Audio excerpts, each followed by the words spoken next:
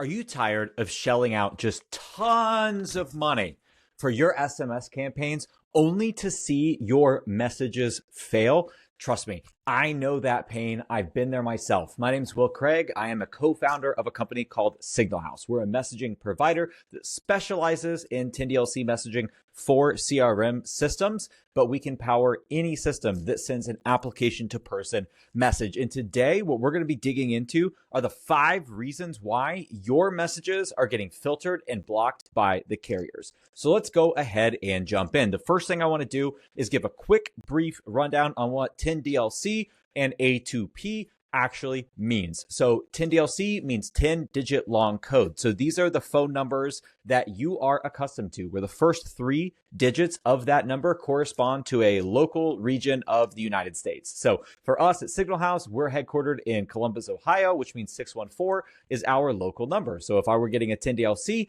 that's the 10 DLC I would get. Now, what about A2P? A2P means application to person. So if you flip this around, P to A, person to application, that is just a human being responding to your outreach. So anytime a business sends a message from their proprietary system to your handset, they are using a 10 DLC so long as it is a local area code. So that's 10 DLC, A2P messaging. So let's dig in a little bit deeper when we talk about the reasons why your messages are failing. So the number one thing that we're going to talk about today is message filtering. Filtering, you can think of as your messages just being blocked. The carriers are just not allowing that message to reach the handset of your users. Now, there can be a ton of different reasons why your message is getting filtering. But the main things that you should note are the 3 different kinds of filtering. So you can get filtered first at the message provider level, then at the direct connect aggregator or DCA level, and then at the carrier level. So let's break down each of these. So message provider filtering. This is where your message provider has either keyword or algorithmic filtering that analyzes your messages and blocks any that they think could be scam or spam content, or that use shaft words. So shaft is an acronym for sexual content, harassment, alcohol, firearm, and tobacco. So if your messages have any keywords that can match up to that, or algorithmically they determine that it's shaft messaging, they will filter that out. So how do you get around this? The first thing that you want to do for message filtering is you want to ensure that your content is directed to the user and that you are not using keywords that are going to be commonly used in scam and spam messages. So what are those keywords? Things like free, act now, a lot of dollar signs, a lot of percentage signs, using financial specific language. Think like a scammer for a second. I know you're not one, but think like a scammer. If I were sending a scam message, or just look at your phone, I'm sure that you have a lot of random text messages that are potentially financial scams or financial spam. So review that, identify those keywords that are used. Again, free, act now, while supplies last, or anything having to do with a percentage for like an APR or whatever the case may be. You just have to be careful about that. Now, you could be sending messages in the financial space and never have a message filtered, and they could always be 100% consented to messages. Now, how do you make sure that they don't get filtered? You look at those keywords and you use replacement words. So use words that are similar to those keywords, but they aren't directly spam or scammy keywords. So instead of while supplies last or act now, you can say, hey, listen, person first name, I would make sure that if you really are interested in this, that you act quickly or that you purchase this sooner rather than later. We're running out of these items, and I just want you to be aware of this, that we are running out of them.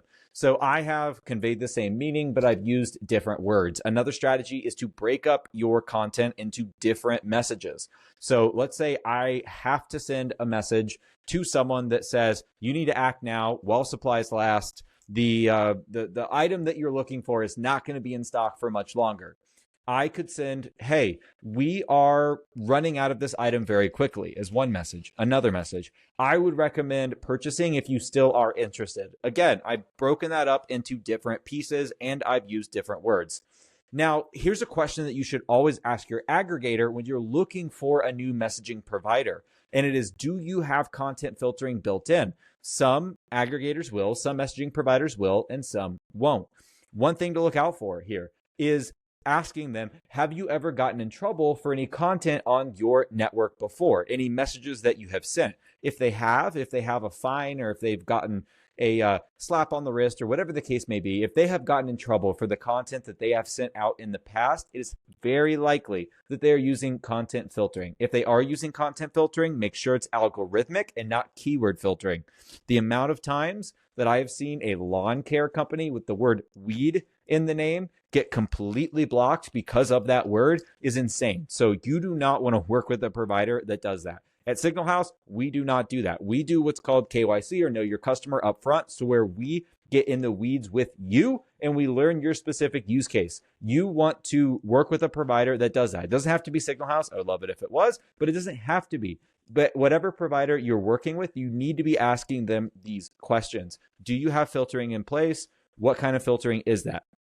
Now, at the DCA level, Direct Connect Aggregator, this is going to be the gateway between your messaging provider and the carriers. They will always have a content filter in place. There's only 4 of these in the United States: Cineverse, Cinch, Infobip, and Vibes. All of these companies have content filtering in place. They have to, because they are the gateway that is connecting your text when you hit send to the handset of your user. So they have to have that content filtering in place. The same rules apply as would apply at your messaging provider. So you need to make sure that the messages that you're sending are avoiding shaft and those keywords that could end up as spam.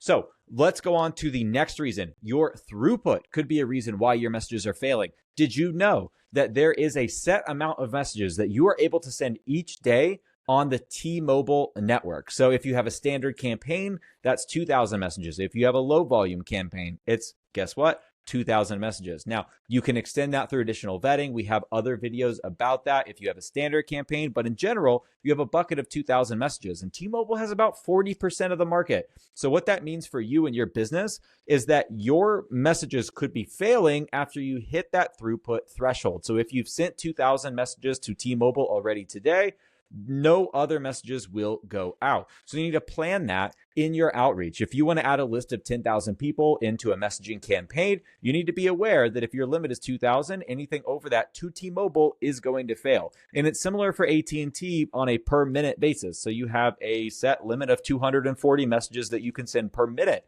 with AT&T at a baseline. So if you want to be able to send out more than that, now your messages generally won't fail with AT&T unless they queue for a substantially long time. But in general, it's still important to note that if you do need to have more throughput per day, you need to go through additional vetting and you need to have a standard campaign to do that. Okay, so the number 3 reason why your messages are failing is drift content. So what is drift content? Drift content is your messaging use case is not the message that you're sending out. So here's an example. I have registered my campaign, my messaging campaign with the carriers as a customer support campaign.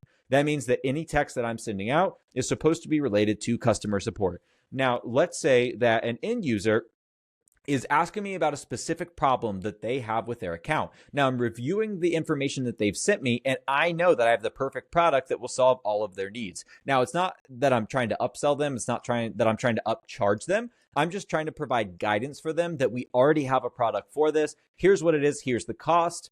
That's all I'm providing them with the information for. However, your messaging provider could read that, think it's marketing, and then filter that message out because your phone number is designed to send and approved to send customer support messaging. Now, you do generally get a wide brush when it comes to this because customer support messages, like in the example that I just said, can sometimes drift into marketing. That line is pretty gray, but it's still important to note that that absolutely can happen. And it's something that the carriers and the organizations that oversee the 10 DLC channel and the messaging ecosystem in general are trying to crack down on.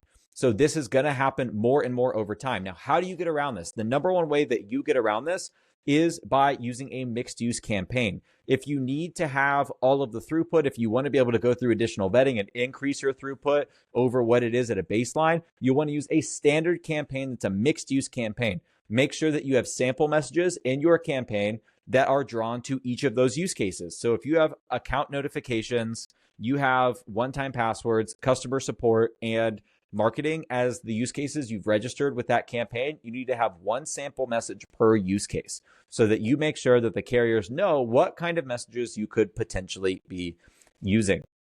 So the number 4 reason why your messages are being filtered or they're not reaching the handset of your users are because you're sending messages to numbers that are out of service. So if you are trying to contact a number that is out of service, that message will obviously fail because no one actually owns that phone number. But that's not the end of it. What'll happen is if the carriers see that you're sending a lot of messages to unregistered phone numbers, they will assume that you don't have consent to message the people that you're messaging because you're just sending messages to phone numbers that no one actually owns. So there has to be a threshold percentage. I don't know what this is. The carriers have their own specific one in mind that they look for. But if it's higher than a certain point, they're going to think that you're sending non-consensual messaging and they're going to filter your messages. So the thing that you need to do here is always make sure that you have consent. If you have consent from people, you need to make sure that you're reaching out to them regularly because they could switch numbers. And if enough people switch numbers, then you're going to have an issue. So there are products out there, phone number verification, PNV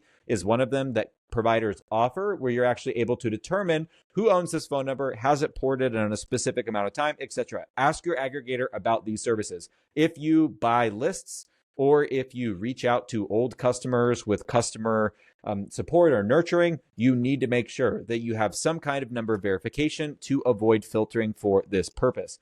Now, the number 5 reason why your messages are getting filtered are because of opt-outs and people reporting junk.